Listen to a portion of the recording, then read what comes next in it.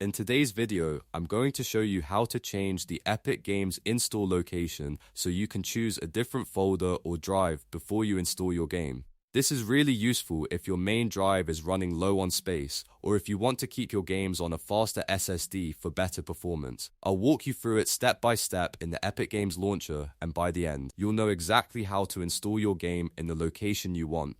If this tutorial helps you, make sure to hit the like button and subscribe for more easy tech guides.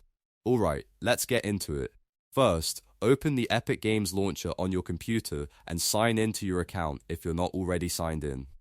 Once you're in, look at the left side and click Library. This is where all of your owned games and install options are located. Now find the game you want to install and click on it.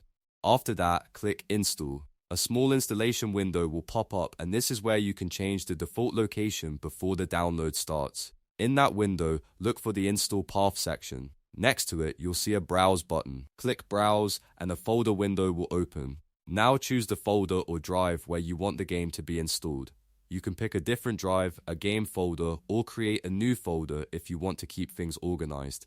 After you've selected the right location, click Select Folder to confirm it. Once the new path is set, go ahead and click Install. Epic Games will now begin installing the game in the folder or drive you chose instead of the default location. If you ever want to install future games somewhere else, you can repeat the same process each time before starting the installation. That's all there is to it. Changing the install location in Epic Games is quick and easy once you know where to look, and it gives you a lot more control over your storage space. If this video helped you out, please like this video and subscribe to the channel for more straightforward tutorials just like this one. Thanks for watching, and I'll see you in the next video.